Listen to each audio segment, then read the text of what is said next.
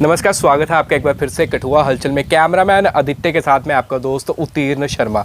आज मैं काफ़ी ज़्यादा खुश हूँ और खुशी किस चीज़ की है ये भी मैं आपको बताता हूँ। जब भी समाज में बेटियों के लिए कोई भी सरकार की तरफ से कोई योजना आती है या कोई भी इस तरह की बात आती है तो हम कठुआ हलचल की टीम हमेशा ही वो चीज़ जो है दिखाते हैं। और खुशी की बात यह है कि अब बेटियों के लिए एक योजना आई है जिसके अंतर्गत उन्हें अब शादी अगर करनी होगी, जो ज़रूरतमंद बेटियां होती हैं उन्हें अब उसकी परेशानी नहीं होगी। तमाम सहायता राशि जो है वो सरकार की तरफ से मिलेगी। और आज हम सुबह से ही ढूंढ रहे थे सोशल वेलफेयर ऑफिसर कठुआ के, जो है आप सब जानते हैं, विश्व बंधु जी।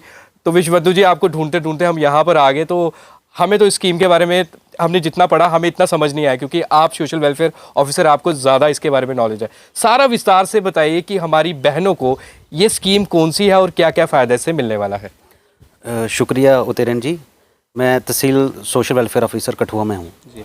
तो जिस स्कीम के बारे में आपने बताया, इस स्कीम का नाम है state marriage assistance scheme, short में हम इसको स्मास बोलते हैं। तो ये स्कीम नई नहीं है, ये स्कीम बहुत पुरानी है जी। बहुत पुरानी स्कीम है, लगभग हम ये 2015-16 से ये ऑपरेटिव है जी।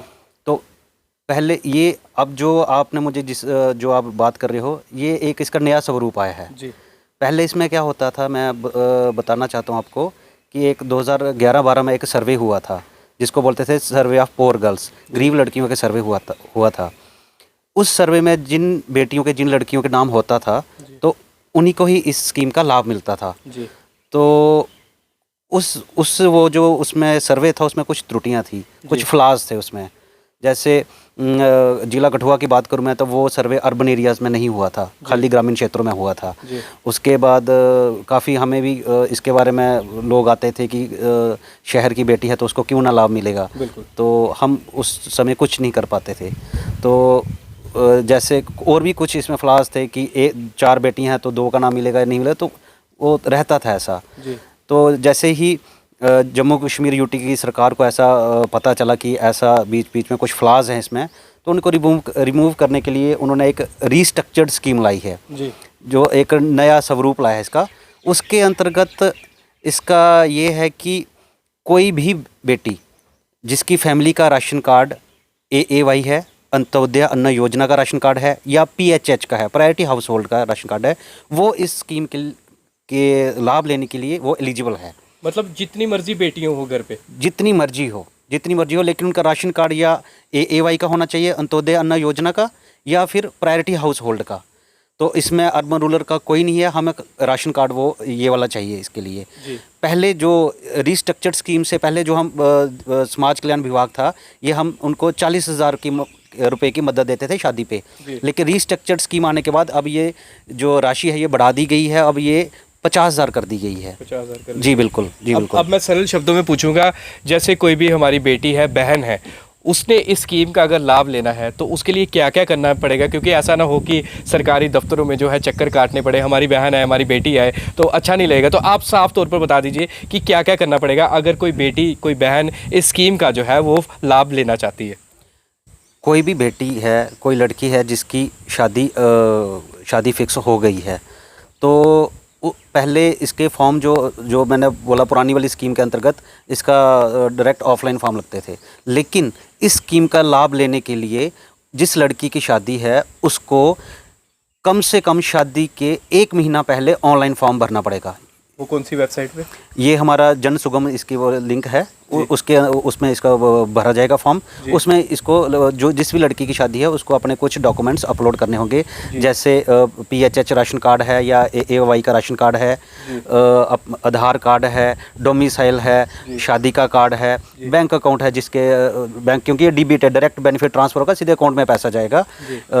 एफिडेविट लगेगा जुडिशल मैजिस्ट्रेट से अटेस्ट हुआ जी। तो ये सारे के सारे उस लड़की को ये डॉक्यूमेंट्स शादी से 1 महीना पहले कम से कम अपलोड करने हैं हमारी साइट पे जी। उसके बाद ये प्रोसेस होता है, उसके बाद ये DC साहब के पास जाता है, फिर ये डायरेक्टर फाइनेंस जो है इनको वो बेनिफिट देते हैं। लेकिन मैं एक चीज़ फिर से बोलना चाहता हूँ, शादी से 1 महीना पहले मिनिमम, शादी से 1 महीना, हाँ, ताकि शादी तक पहुँचते उनको ये बेनिफिट मिल जाए, उनको सहायता राशि मिल जाए। मतलब 1 महीने तक लग जाएगा उनके खाते में पैसे आने? हाँ बिल्कुल, पहले तो बहुत टाइम लगता था, अब तो मतलब हो सकता है उससे पहले भी मिल जाए, मतलब शादी से आने से तक हमारी यही कोशिश रहेगी कि उनको सहायता राशि मिल जाए। इसलिए सरकार ने ये फैसला लिया है कि शादी के 1 महीना पहले फॉर्म भरना पड़ेगा। तो मतलब सर दफ्तरों के चक्कर तो नहीं ना काटने पड़ेंगे बहनों को? नहीं, बिल्कुल नहीं काटने पड़ेंगे। उनको सिर्फ जो उनकी थोड़ा बहुत एक जो उन्होंने ऑनलाइन जो फॉर्म भरा होगा, तो कभी कभी हम उनका हार्ड कॉपी मंगवा लेते हैं अपना प्रूफ रखने के लिए, या जो एक्नॉलेजमेंट इनको मिली होती है ऑनलाइन की वो है, लेकिन बेसिकली है ये ऑनलाइन ही है सारा का सारा। जी, जिस तरह सर बता रहे हैं, तो मैं एक बार फिर से बता दूं कि www.jansugam.jk.gov पर आपको लॉगिन करना है। आप परिवार वाले भी जा सकते हैं, भाई भी मदद कर सकते हैं। और उसके बाद जो है जो डॉक्यूमेंट जिस तरह इन्होंने बताया है, आधार कार्ड चाहिए, राशन कार्ड, PHH या AAY का, डोमिसाइल सर्टिफिकेट चाहिए, बैंक पासबुक चाहिए जिसमें 16 डिजिट का अकाउंट नंबर होना चाहिए, मैरिज कार्ड, जिस तरह सर ने बताया कि 1 महीना पहले आपको मैरिज कार्ड भी बनवाना ज़रूरी है। उसके साथ affidavit attested bye judicial magistrate.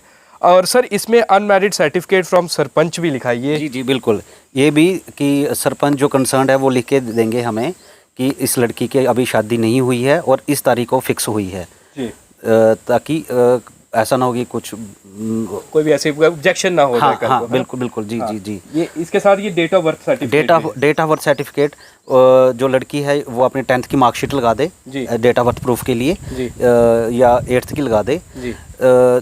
ये मैं एक और चीज़ जोड़ना चाहता हूँ कि 2025 तक ये जो स्कीम है ये सभी लड़कियों के लिए है जो PHH और AAY राशन कार्ड होल्डर है। 2025 के बाद इसमें इसमें एक क्लॉज जोड़ दिया है, मिनिमम क्वालिफिकेशन कर दी है 8वीं पास की। अच्छा, 8वीं हाँ, पास की। क्योंकि बेटी बचाओ बेटी पढ़ाओ उन लड़कियों को प्रोत्साहन देने के लिए है कि वो ताकि पढ़ाई करें, एट लीस्ट 8वीं तक तो करें, कि जो नहीं पढ़ना चाहती तो फिर प्रोत्साहन मिलेगा, पढ़ाई करेंगी, उनको फिर इस सहायता राशि मिलेगी, उनको प्रॉफिट मिलेगा, इसका बेनिफिट मिलेगा। अब मुझे बताया कि ये जो स्कीम है, आप बतौर सोशल वेलफेयर ऑफिसर है कठुआ में, तहसील कठुआ के, तो कितनी अच्छी स्कीम है आपके मायने से, अगर आपके नज़रिए से देखा जाए कितना लाभ होगा अब हमारी बेटियों को, बहनों को?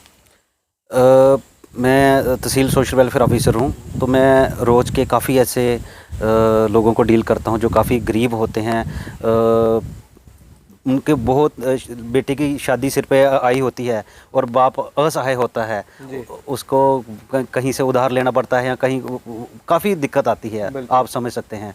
तो ये धनराशि 50,000 है, ये काफ़ी मायने रखती है एक गरीब बेटी की शादी के लिए। काफ़ी कुछ एक अरेंजमेंट करना है या कुछ करना है, काफ़ी उसमें ये सहायता प्रदान कर सकती है ये। और आने वाले दिनों में कोई और स्कीम्स ऐसी है जो लॉन्च होने वाली है, क्योंकि ऑफिस वालों को तो पता होता है कि और भी स्कीम्स आने वाली है बेटियों के लिए, अगर बात करें तो?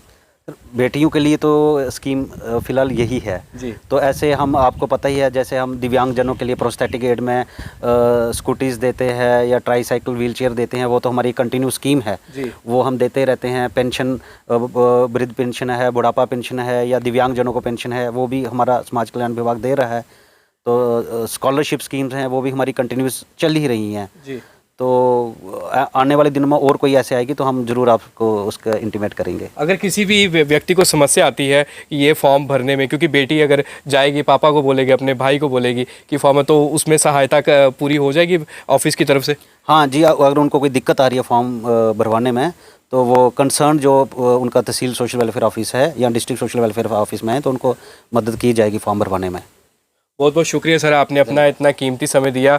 और हम एक बार फिर से बता दें कि बेटियों की शादी करने की अब चिंता छोड़ दीजिए। अगर आपके पास सहायता राशि नहीं है तो कोई बात नहीं, सरकार आपको 50,000 रुपये सहायता राशि देगी। और कैसे देगी वो सोशल वेलफेयर ऑफिसर कठुआ विश्व बंधु जी ने बता दिया। उन्होंने साफ तौर पर आपको सारा बता दिया कि क्या क्या डॉक्यूमेंट्स चाहिए, और काफ़ी अच्छी स्कीम है। हम बस यही कहेंगे कि ये जो वीडियो जो सोशल मीडिया पे अपलोड होती है, इसको जितना शेयर कर सकते हैं कीजिए, ताकि हर एक बेटी को जो है इसका फ़ायदा मिले। उन्होंने ये भी बता दिया कि आने वाले दिन 2025 में जो है इसमें बदलाव हो सकता है कि 8वीं तक जो है बेटी पढ़ी होनी चाहिए। उससे पहले जो है अभी पढ़ाई का कुछ लिमिट नहीं है कि पढ़े हो नहीं हो, परंतु अब आपको 50,000 रुपये मिल जाएंगे। पर डॉक्यूमेंट्स भी होने चाहिए, और PHH और AAY जो राशन कार्ड की इन्होंने बात की है वो होना काफ़ी ज़्यादा ज़रूरी है। और काफ़ी अच्छा लगा आपसे बात करके, और आपने अपना कीमती समय दिया। आगे भी सर आपसे बात करेंगे, कोई भी ऐसा कोई सोशल वेलफेयर ऑफिस की तरफ से जो है अगर स्कीम आएगी तो। बस इसी आशा के साथ कि आपको भी जो सर ने जानकारी दी उससे आप भी सहमत हो गए और आप इस स्कीम का जो है लाभ उठाएंगे, क्योंकि जो भी सोशल वेलफेयर डिपार्टमेंट की स्कीम होती है वो हमेशा ही हम जागरूक करते हैं अपने खबरों के जरिए, ताकि आप भी अवेयर हो जाएं और उस स्कीम का जो है लाभ ज़रूर उठाएं। इसी आशय के साथ कैमरामैन आदित्य के साथ मैं आपका दोस्त उतीर शर्मा, कठुआ हलचल चैनल से। जय हिंद, जय भारत।